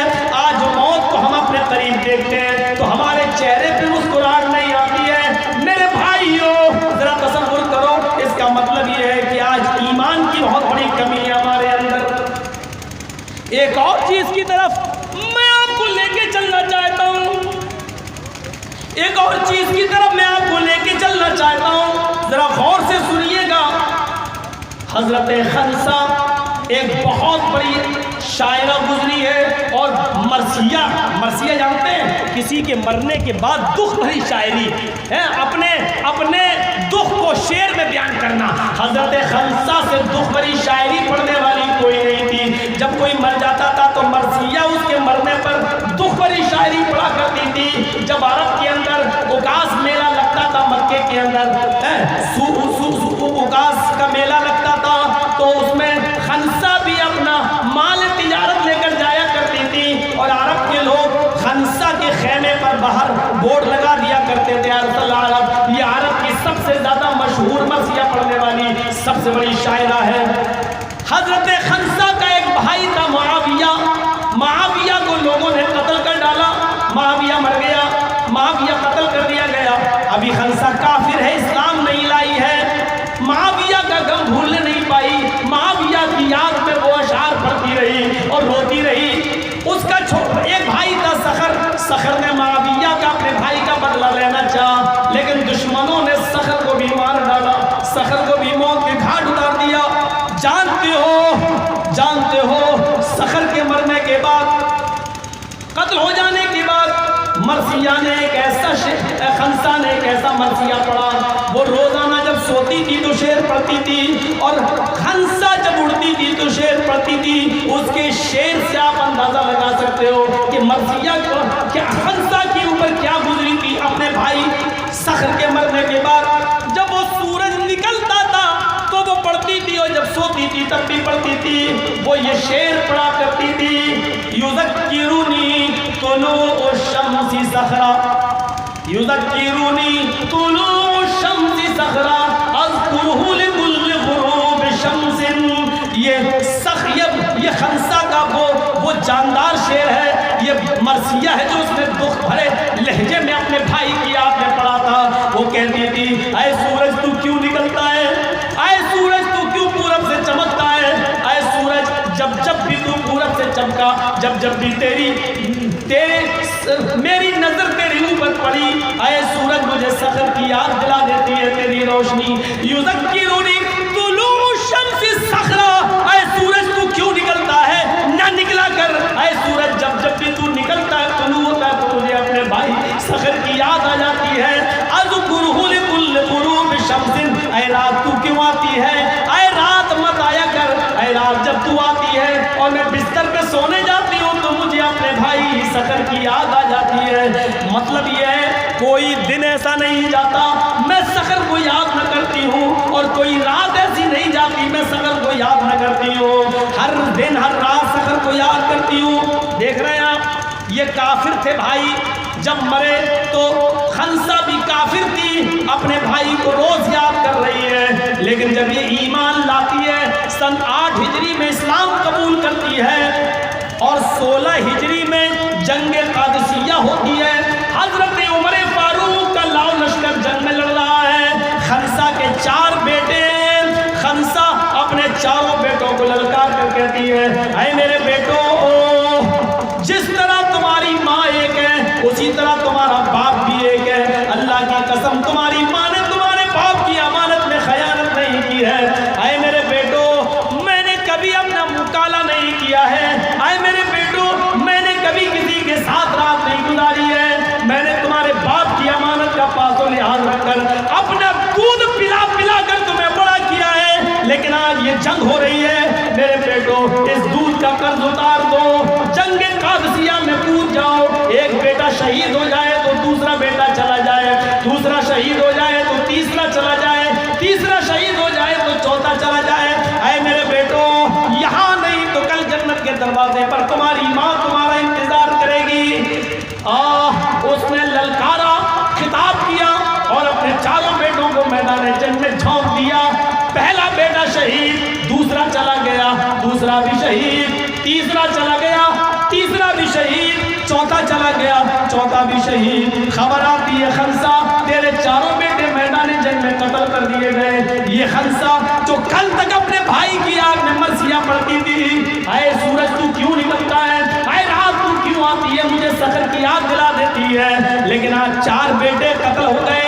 तो जानते हो 4 बेटों की शहादत के बाद ये खंसा क्या कहती है, अल्हम्दुलिल्लाहिल्लज़ी शर्रफनी बिक़त्लिहिम। तमाम तारीफें उस अल्लाह के लिए जिसने मुझे मेरे बेटों की शहादत से मुशर्रफ फरमाया, मुझे सरफराज फरमाया। मेरे भाइयों, ये मोमिना है। मोमिन अपने करीब मौत को देखती है और अपने बेटों की मौत को अपनी आंखों से देखती है तो चेहरे पे मुस्कुराहट आ जाती है। ये ईमान की अलामत है। ईमान की अलामत ये नहीं है कि मौत के वक्त हम रोएं। रो रहे हैं तो इसका मतलब दाल में काला है, हमारा ईमान कमजोर है।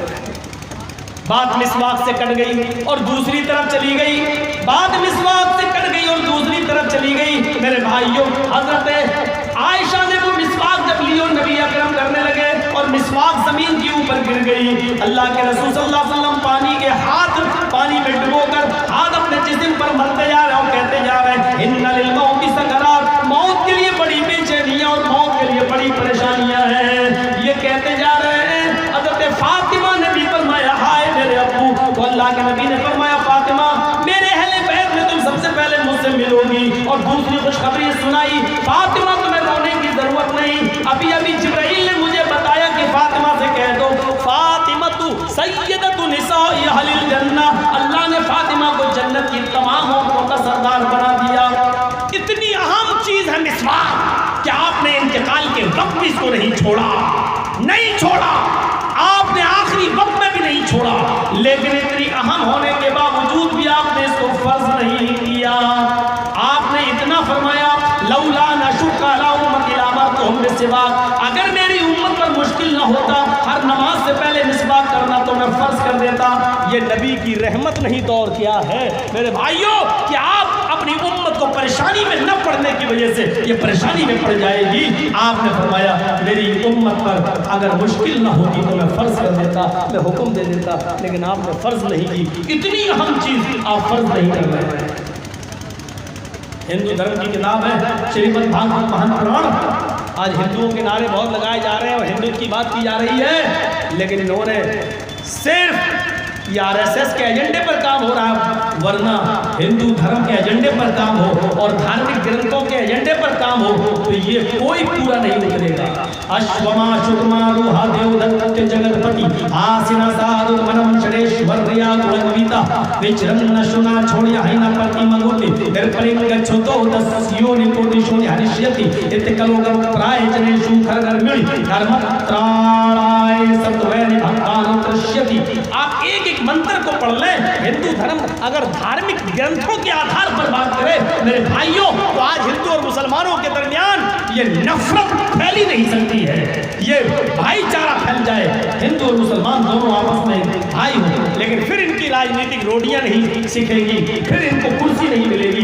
ये चाहते ही नहीं है कि हिंदू और मुसलमान दोनों आपस में भाई भाई भाई कर रहे हैं। किताबों के आधार पर कोई बात नहीं कर सकता। जगतपति ईश्वर की तरफ से उसको एक घोड़ा मिलेगा जो बिजली से भी ज्यादा तेज रफ्तार से चलेगा और उसका नाम जगतपति होगा। आसिना साधु साधुओं की तरह वो रहेगा, दिखावा ना होगा उसके अंदर। अष्टेश्वर्या और उसके अंदर 8 खूबियां 8 गुण पाए जाएंगे।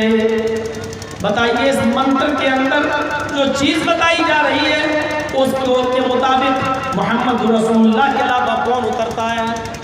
अश्वमा शुगमारूहा देवदत्ते जगतपति, अल्लाह की तरफ से, ईश्वर की तरफ से उसको एक घोड़ा मिलेगा। हिंदू धर्म के अंदर कोई ऐसा आदमी बता दो जिसको अल्लाह की तरफ से घोड़ा मिला हो। ईश्वर की तरफ से, अल्लाह की तरफ से मोहम्मद रसूलुल्लाह को मेराज हुई थी, बुर्राक मिली थी अल्लाह की तरफ से। आपकी किताब कहती है देव दत्त, वो घोड़ा देव अल्लाह, देव देवता दत्त देगा, अल्लाह की तरफ से मिलेगा। किसको मिलेगा?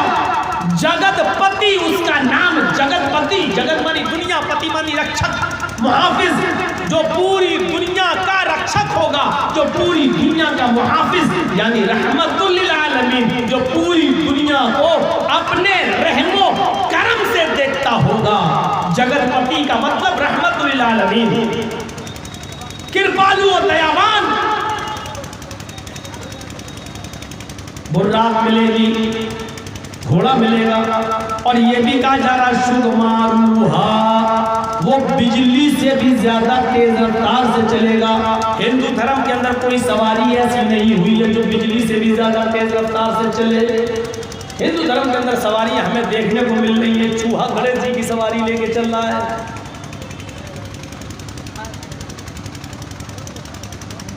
एक और सवारी मिली, दुर्गा जी बैठी हुई है शेरनी के ऊपर। लेकिन रफ्तार का जहां तक ताल्लुक है, बिजली से भी ज्यादा तेज रफ्तार से चलने वाली सवारी अभी तक हिंदू धर्म के अंदर किसी को नहीं मिली। बिजली से भी ज्यादा तेज रफ्तार से चलने वाली अगर कोई सवारी थी तो वही बुर्राक थी। और बुर्राक का मतलब ही है बर्फमानी बिजली, बुर्राक का मतलब ही है बिजली की तरह, बिजली से भी ज्यादा तेज रफ्तार से चलने वाली।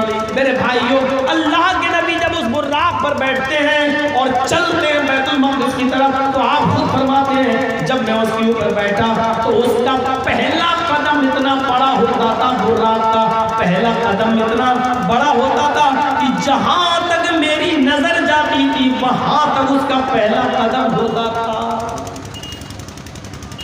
जहां तक मेरी नजर जा रही है वहां तक उसका पहला कदम। थोड़ा पानी में एक कदम, पहला कदम। अब एबीपी न्यूज वाले डिबेट करेंगे, हम मंत्र पढ़ के सुनाएंगे, बताओ। जी न्यूज वाले धर्म के आधार पर डिबेट करेंगे, हम ये मंत्र पढ़ के बताएंगे। बताओ वो घोड़ा कहां है, बताओ वो सवारी कहां है। तुम जिस जगतपति का वेट कर रहे हो वो हमारे पास है, क्यों लड़ रहे हो? तुम्हारी किताबें उसको आखिरी नबी बता रही हैं, तुम्हारी किताबें बता रही हैं। अच्छा एक बात बताइए, जिस किताब के अंदर नाम तक आ जाए हू बहू उसी तरह, एक तो ये होता है कि इधर उधर की हम तशरीह करें, जब नाम भी वही आ जाए जो हम लेते हैं तो फिर रह क्या जाता है? अज्ञान हेतु किरत मोह मदांधिकारम नाशम विधायम ही तदोदयते विवेका। भारत में रहता हूं, भागा तो नहीं हूं। डॉक्टर जाकिर नाइक की तरह मैं जा भी नहीं सकता हूं। सरकार भी तुम्हारी है, गवर्नमेंट भी तुम्हारी है। अगर ये लफ्ज़ मोहम्मद तुम्हारी किताबों में मैं दिखा पाऊँ तो अब तो तुम्हारे यहाँ नीतीश जी भी मोदी जी से हाथ मिला चुके हैं, एक मुकदमा दायर करके देख ले। मिली जुली सरकार चल रही है, जुगाड़ू सरकार चल रही है। तुम भी एक केस करके बिहार की सरजमीन पर देख लो कि इसमें हमारी किताबों में मोहम्मद बताया कहाँ लिखा है, और फिर देखो पटना हाई कोर्ट के अंदर, फिर देखो हम आपकी कटिहार की हाई कोर्ट के अंदर हम किस तरीके से किताब लेके आते हैं और बताते हैं कि ये है किताब, पंडितों ने जहाँ उंगली रखी हुई है हम इसको दिखाते हैं। और 20 साल से हम ये मंत्र पढ़ रहे हैं, हमें सब कुछ कहा गया, उल्टा सीधा कहा गया, केस भड़काऊ बयान के किए गए, 153 ए हमारे ऊपर लगाई गई, भड़काने वाला बयान, भड़काऊ बयान, माहौल खराब करने के केस बने। लेकिन चैलेंज के साथ कह सकता हूं, दावे के साथ कह सकता हूं, इस 20 साल की जिंदगी में किसी हिंदू पंडित को, किसी मुसलमान को आज तक मेरे किसी वाक़े के गलत होने का प्रमाण नहीं मिला। उसने आज तक ये केस नहीं किया कि मौलवी जर्जीस ने ये चीज गलत बयान की है। मेरे भाइयों, ये सबसे बड़ी मेरे हक्कानियत और सदाकत की दलील है। ये तो केस हो सकता है मोदी जी के खिलाफ बोले हैं, मेरे ऊपर ये केस तो हुआ कि बाल ठाकरे के खिलाफ बोले हैं, मेरे ऊपर ये केस तो हुआ है, लेकिन मेरे ऊपर ये केस आज तक किसी ने नहीं किया कि मौलवी जर्जीस ने ये मंत्र पढ़ा जो हमारी किताबों में नहीं है। और यही मेरी सबसे बड़ी सच्चाई है, यही मेरी सबसे बड़ी जीत है।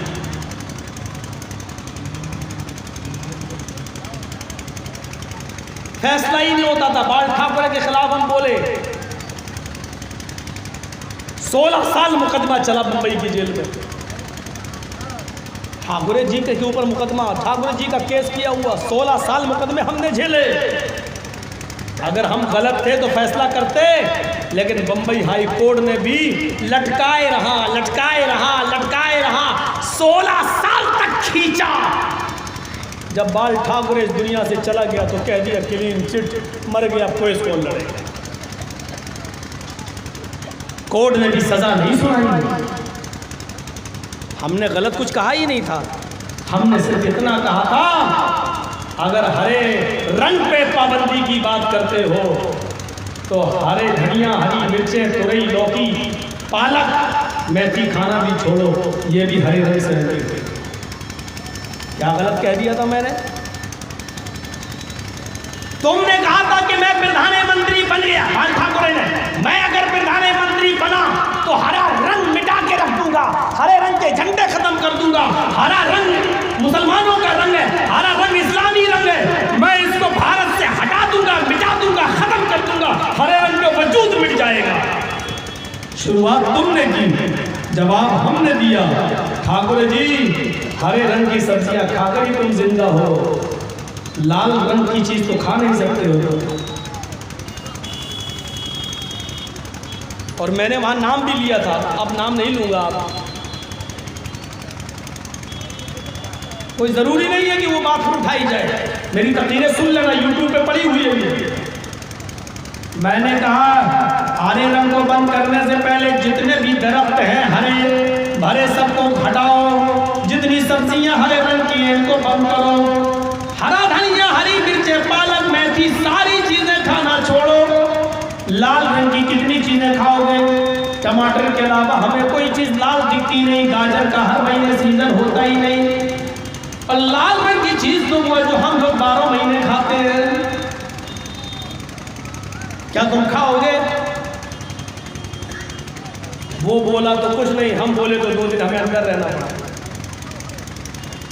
ये हमारे भारत का अजीब सिस्टम है। बड़ा आदमी बोलेगा तो उसकी जांच होगी, तफ्तीश होगी, इन्वेस्टिगेशन होगा, और हम जैसे लोग बोल देंगे तो पहले आप जेल जाओ, बेल कराओ, छूटो जेल से, तब आप साबित करो कि हम सही हैं। एक बात बताऊं, मैं इस कुर्सी पर बैठा हूं, मुझे इस कुर्सी पर बिठाने में मेरे दुश्मनों का रोल ज़्यादा है। मेरे मुखालिफीन ने मुखालिफतें कर करके मुझे इस कुर्सी का ज़्यादा हकदार बनाया है। अब एक साहब उसी तकरीर में बोले मोहम्मद अय्याश था, वही एक बीवी से पेट नहीं भरा, 11 रखते थे। मोहम्मद, मैंने सिर्फ इतना कहा 11 बीवी रखने वाला अगर अय्याश है तो बाल ठाकुर जी मुझे सिर्फ इतना बता दो जो तुम्हारी महाभारत में लिखा हुआ है कि कृष्ण जी की 16,108 थी। गिनती मैंने बताई, हमारे नबी के पास 11 थी, कृष्ण जी के पास 16,108 क्या थी? पत्नियां होती तो चलो कहा जा सकता था कि पत्नी के पास पत्नियां नहीं गोपियां थी।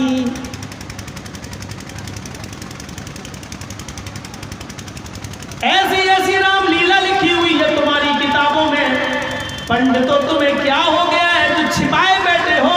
आज भी तो लिखी हुई है तुम्हारी किताबों में।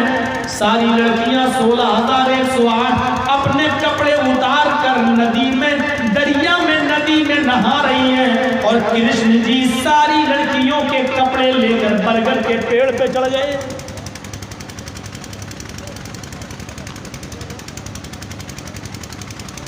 मेरे ऊपर ये मुकदमा दायर कर सकते हो कि ये हिंदू धर्म की भावनाओं को भड़का रहा है, लेकिन ये मुकदमा करने की जुर्रत तुम्हें भी नहीं होगी कि मौलवी जर्जीस ने हवाला गलत दिया है। अब बरगद के पेड़ पे चढ़ के बांसुरी बजा रहे हैं, बड़ी सुरीली आवाज की उनकी। लड़कियां झांक के देख रही हैं, कृष्ण जी आ गए, चलो चलो जल्दी चलो। और जो नदी से निकली तो सब नंगी, कपड़े देखे तो गायब। कृष्ण जी कहते हैं क्या तलाश कर रही हो? लड़कियों ने मारे शर्म के एक हाथ ऊपर सीने पर और दाहिना हाथ अपनी शर्मगाह पर ऐसे रख लिया और कहने लगी कृष्ण जी कपड़े। कृष्ण जी इशारा करते कपड़े तो मेरे पास हैं। लड़कियों ने कहा मेरे कपड़े मुझे दे दो। वो कहने लगे कि आकर ले जाओ। मैंने आईना दिखाया था, ठाकुर जी फैसला करना अय्याश कौन लग रहा है, 11 बीवी वाला या लड़कियों के कपड़े ले जाकर बरगद के पेड़ पे चढ़ जाने वाला। और लड़कियां कह रही हैं मुझे मेरे कपड़े दो, तो कह रहे आके ले जाओ। और जब वो चलने लगी, एक हाथ ऊपर एक हाथ शर्मगाह पर रखकर कृष्ण जी के पास, तो कहने लगे नहीं, हाथ छोड़ो, दोनों हाथ लटकाओ, हाथ हटाओ अपनी एक जगह से, दोनों हाथ सीधे करो तब मेरे पास आओ, दोनों हाथ लटकाओ तब मेरे पास आओ। ये चीज भी आपकी किताब महाभारत में आज भी लिखी हुई है। मेरे भाइयों, जैसी मैंने ये बातें बताया, मेरे ऊपर 153 ही लग जाती है। जगजीत साहब ने हिंदू धर्म की भावनाओं को भड़काया। जगजीत साहब के पास ठाकुर इतनी बड़ी हस्ती के खिलाफ मुकदमा है जो है उनके खिलाफ बोला। मैंने कहा ठाकुर जी सिर्फ आईना दिखलाया हूँ, इतना बताओ कपड़े उठाकर ले जाने वाला यश है या अपनी बीवियों को कपड़े पहनाने वाला यश, जिसने एक भी कुंवारी लड़की से शादी न की हो, आयशा को छोड़कर, जिसकी सारी बीवियां मुतल्लका या बेवा हो और जिसने पहली शादी 25 साल की उम्र में 40 साल की बुढ़िया से की हो, उसको तुम अय्याश कह रहे हो, अय्याश।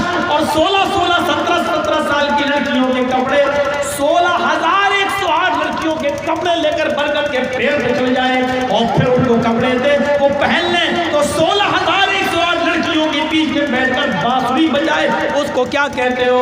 मेरे भाइयों, एक आईना दिखलाया तो बुरा मान गए, उसी वक्त पकड़ लिए गए। वो तो अल्लाह भला करे बेचारे का, दिलीप कुमार का।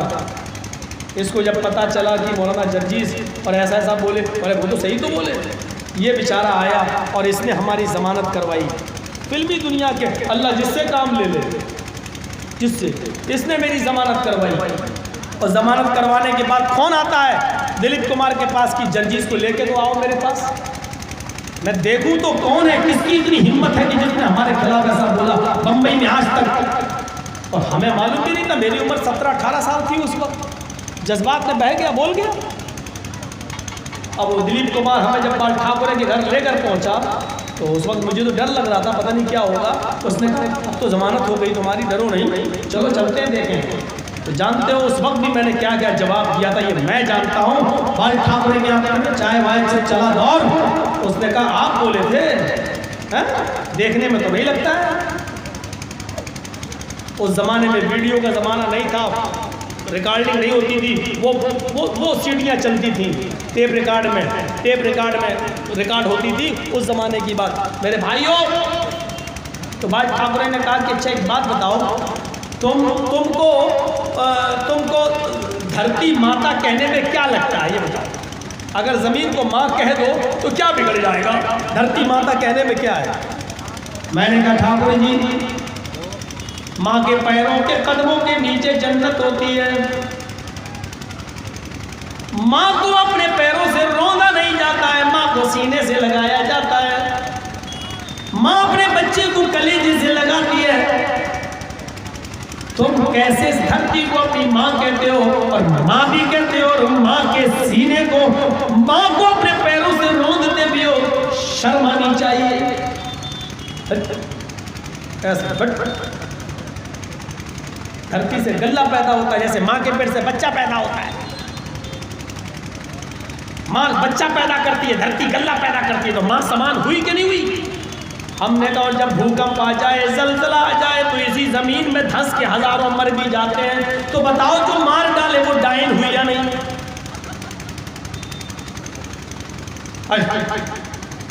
अच्छा ये बताओ, गंगा को माँ मानने में, जमुना को, गंगा को माँ मानने में तुम्हें क्या जाता है? मैंने कहा जाता है। क्या जाता है? हमने कहा जो तैरना जानता हो वो तो बच गया, जो तैरना ना जानता हो वो ओम स्वाहा डूब के मर गया।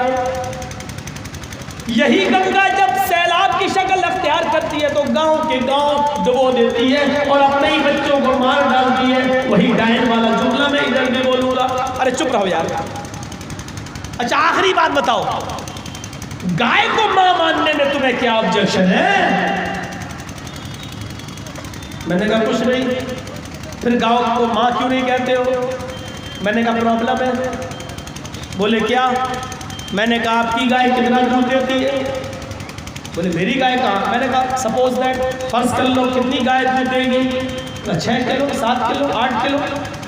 मैंने कहा जो 8 किलो दूध दे रही है वो माँ हो गई। मेरे घर में एक भैंस बंधी हुई है, वो 12 किलो, 14 किलो, 16 किलो दूध देती है, उसकी डबल। तो फिर अम्मा की अम्मा हुई या नहीं? फिर उसको नानी क्यों नहीं कहते हो? अगर मैं यार दूध देना ही है तो 6 किलो, 12 किलो, 6 किलो और 8 किलो दूध देने वाली अगर अम्मा हो सकती है तो 12 और 16 किलो दूध देने वाली अम्मा की अम्मा नानी क्यों नहीं हो सकती? और जो 1-2 किलो दूध दे भेड़ बकरी तो उसको बहनों बेटी तक का दर्जा नहीं देते हो।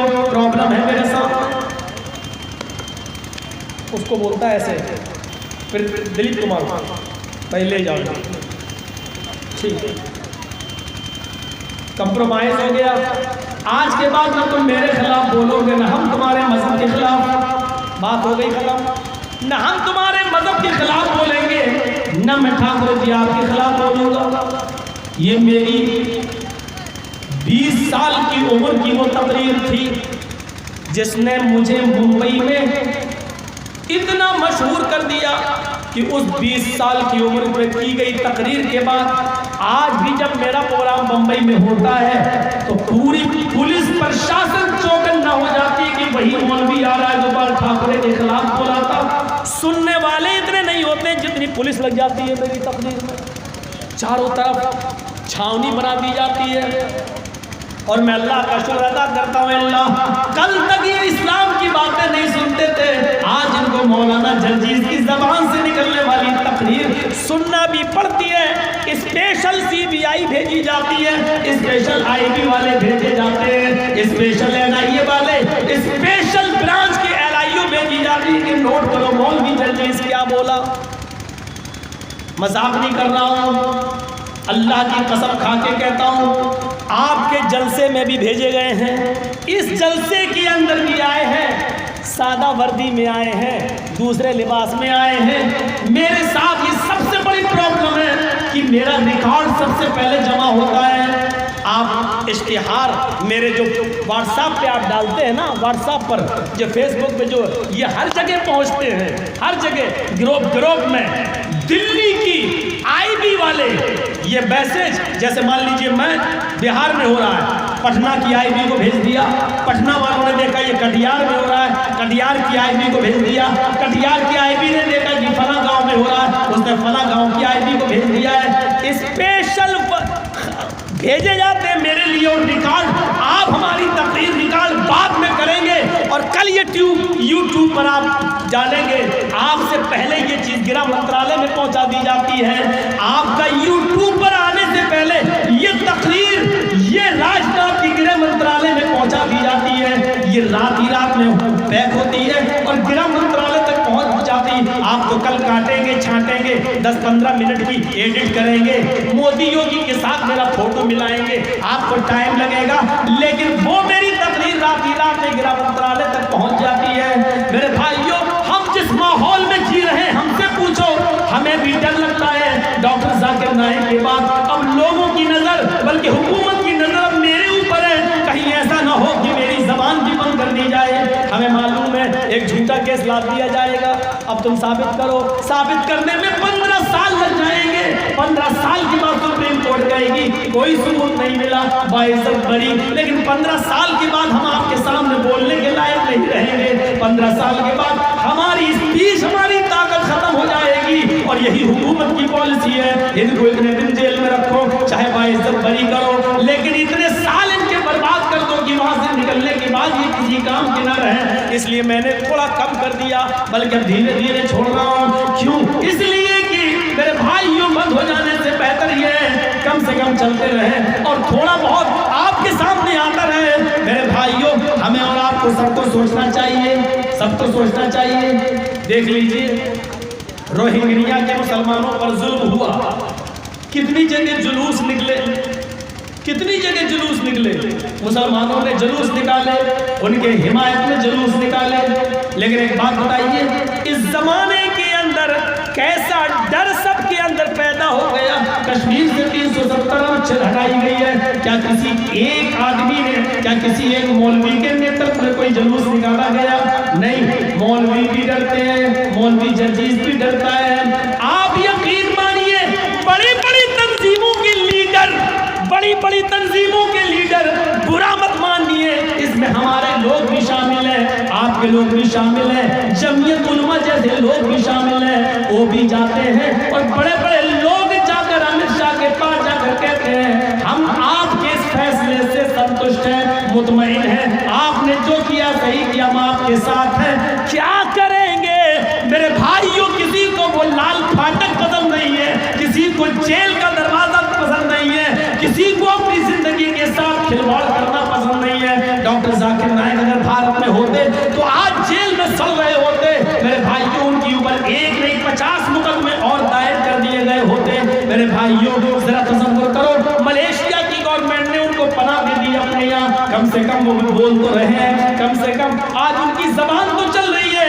ये अलग बात है कि आप तो खुल के नहीं बोल पा रहे हैं, लेकिन ये तो है कि कम से कम हक का प्रचार तो हो रहा है। मेरे भाइयों, बस आप बोलते रहो, हाँ समझौता करना पड़ता है, हम भी कर रहे हैं, हम भी नहीं बोल पा रहे हैं। कोई अभी ये पूछे जर्जी साहब कश्मीर में सही हुआ या गलत, हम तो एक ऐसे दो राहे पर खड़े हैं कि सही अगर कहते, मेरे पास तो निमंत्रण आया, मेरे पास दावत आई, मैं आपको यकीन के साथ भरे मजमे में कह रहा हूँ, मेरे पास दावत आई गृह मंत्रालय से, मेरे पास लेटर आया कि हम आपको भेज रहे हैं, चले जाइए कश्मीर 20 आदमियों के साथ, आप वहाँ देख कर आइए ये मीडिया वाले कितना उछाल रहे हैं, ये पाकिस्तान वाले कितना गलत अफवाह फैला रहे हैं कि वहाँ ये कर्फ्यू लगा, वहाँ ये लगा, वहाँ 60 साल से 68 साल से लोग बंद हैं, निकल नहीं पा रहे हैं, खाने पीने की दवाई की परेशानी।